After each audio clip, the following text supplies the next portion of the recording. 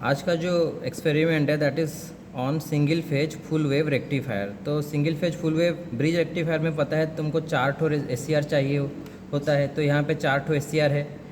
ये first S this is your second S this is the third S and this is the fourth S. Connection कैसे करना है देखो, ये A1, ये जो फर्स्ट एस का A1 को फोर्थ एस का K4 के साथ शॉर्ट कर देंगे, और इसमें जो सेकेंड एस है उसका A2 को थर्ड एस का K3 के साथ मतलब कैथोड के साथ शॉर्ट कर दिया जाएगा। ऊपर में K1 K2 शॉर्टेड रहेंगे और नीचे में A4 A3 शॉर्टेड रहेंगे। अब इसके बाद क्या किया जाता है कि यहाँ से एक पॉइंट लिया जाता है और यहाँ से एक पॉइंट लिया जाता है। जहाँ पे A2 K3 शॉर्टेड है वहाँ से एक पॉइंट लिया जाता है। अब ये दोनों पॉइंट के अक्रॉस में ही हमारा सप्लाई दिया जाता है, AC सप्लाई यहाँ पे दिया जाता है। अब सप्लाई देने के बाद हमको पता है कि ये रेक्टिफायर का काम करेगा, रेक्टिफायर सर्किट है ये। तो यहाँ पे हम एक लोड सिलेक्ट करते हैं and that load is a resistive load. Load का कनेक्शन कैसे होगा, लोड का एक पॉइंट को K2 से कनेक्ट करेंगे और नीचे वाला पॉइंट को A3 से कनेक्ट करेंगे, ऐसे कनेक्शन होता है। अब इतना कनेक्शन करने के बाद हमको पता है कि हमको गेट सिग्नल भी देना पड़ता है। तो gate signal basically G1 and K1, ये G1 एंड K1 को गेट सिग्नल जाएगा। तो यहाँ पे G1 है और यहाँ पे K1, ये जो G1 K1 ये दो पॉइंट जो है ये फायरिंग सर्किट से आएगा। तो G1 को G1 से कनेक्ट करेंगे, K1 को K1 से कनेक्ट कर देंगे। तो फायरिंग सर्किट का जो G1 K1 है वो SCR के G1 K1 से कनेक्टेड हो गया। तो इसको जो गेट सिग्नल चाहिए था वो मिल गया। सिमिलरली ये वाला जो SCR है, सेकेंड SCR, इसको भी फायरिंग सिग्नल चाहिए, इसको भी गेट सिग्नल चाहिए। तो इसके लिए फायरिंग सर्किट में जो G2 पॉइंट होगा और K2 पॉइंट होगा वो पॉइंट्स को हम यहाँ पे सेकेंड SCR से कनेक्ट करेंगे। तो G2 का कनेक्शन G2 से हो जाएगा, K2 का कनेक्शन K2। ये G2 K2 कहाँ पे होंगे, फायरिंग सर्किट से आ रहे होंगे। सिमिलरली अभी यहाँ पे G4 K4 के लिए हमको G4 K4, अभी ये जो G4 K4 का दो पॉइंट्स है ये कहाँ से आएंगे, ये फायरिंग सर्किट से आएंगे। फायरिंग सर्किट का G4 पॉइंट G4 से, K4 वाला पॉइंट K4 से कनेक्टेड होगा। ओके, फिर इसको भी फायरिंग सिग्नल चाहिए या तो गेट सिग्नल चाहिए। तो इसके लिए ये G3 K3 का पॉइंट है जो कि कहाँ पे है, ये हमारा फायरिंग सर्किट में है। तो G3 को G3 से कनेक्टेड, K3 को K3 से कनेक्ट कर देंगे तो फायरिंग सिग्नल सारे SCR को मिल गया। अब इसके बाद हमको क्या करना है, एक ऑसिलोस्कोप लेना है। ऑसिलोस्कोप का कनेक्शन कैसे करना है, लोड के अक्रॉस में कर देना है। ऑसिलोस्कोप का कनेक्शन कैसे रहेगा, लोड के अक्रॉस में कनेक्ट कर दिया जाएगा ऑसिलोस्कोप को। तो जब लोड के अक्रॉस में ऑसिलोस्कोप से जो, अभी देखो ये जो वायर है इसमें से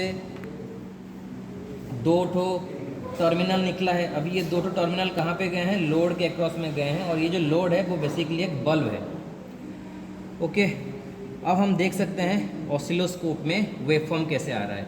ये जैसा कनेक्शन है यहाँ पे किट में वैसे ही सिमिलरली कनेक्शन कर दिया गया है। और आप देख सकते हैं ये जो पूरा सर्किट है ये हमारा फायरिंग सर्किट है।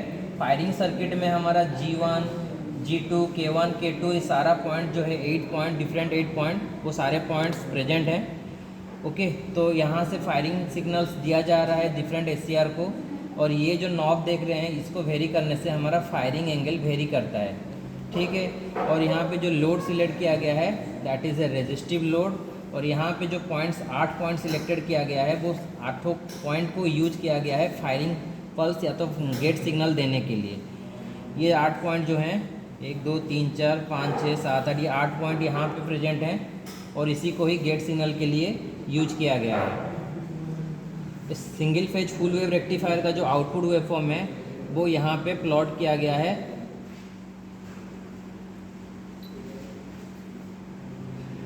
अब देखो फायरिंग एंगल को वेरी करेंगे तो आउटपुट का जो वेवफॉर्म है वो वेरी हो रहा है। देख सकते हैं अभी जो फायरिंग एंगल है वो 10 डिग्री के आसपास है। जैसे ही मैं फायरिंग एंगल को वेरी करूँगा बल्ब का ब्राइटनेस रिड्यूस होगा। ऐसा क्यों हो रहा है कि फायरिंग एंगल को अगर हम बढ़ाएंगे तो जो वेवफॉर्म आ रहा है उसका RMS वैल्यू या तो एवरेज वैल्यू रिड्यूस हो जाएगा। उसके हिसाब से बल्ब को जो वोल्टेज आ रहा है वो रिड्यूस हो जाएगा, इसीलिए बल्ब का ब्राइटनेस भी जो होगा वो रिड्यूस हो जाएगा। देखो अभी हमारा फायरिंग एंगल कहाँ पे है, 90 पे है।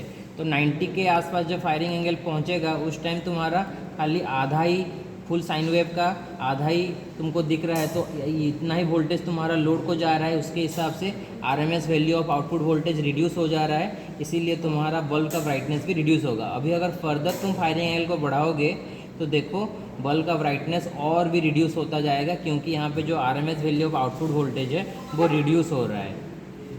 तो ये था हमारा single phase full wave circuit का बेसिक कॉन्सेप्ट, जिसमें तुम फायरिंग एंगल को वेरी करके आउटपुट वोल्टेज को वेरी कर सकते हो, उसके हिसाब से तुम्हारा जो लोड को वोल्टेज मिल रहा होगा वो भी वेरी होगा। यहाँ पे देख सकते हैं अभी हमारा फुल वेव रेक्टिफायर है, तो पूरा डीसी आ रहा है हमारा आउटपुट में, पल्सेटिंग डीसी आ रहा है, देख सकते हैं फुल वेव आ रहा है, फुल वेव रेक्टिफाइड होकर आउटपुट में आया है। और इसका अगर फायरिंग एंगल को वेरी करेंगे तो ये इसका RMS value and average value जो होगा आउटपुट वोल्टेज का वो भी चेंज होगा, वेरी करेगा। देखो अगर फायरिंग एंगल बढ़ाओगे तो वेवफॉर्म मतलब एसीआर का जो कंडक्शन है वो कहाँ से कंडक्ट होगा, वो चेंज होगा। लाइक यहाँ पे अगर मैं 90 पे फायर करूँगा तो 90 से लेके 180 तक ही तुम्हारा कंडक्शन होगा, रेस्ट हाफ साइकिल तुम्हारा एसीआर ऑफ में रहेगा, इसीलिए तुमको कुछ भी आउटपुट में नहीं मिलेगा। तो ये था तुम्हारा बेसिक कॉन्सेप्ट कि एक हाफ वेव रेक्टिफायर कैसे एसी सप्लाई को डीसी में कन्वर्ट करता है। Thank you.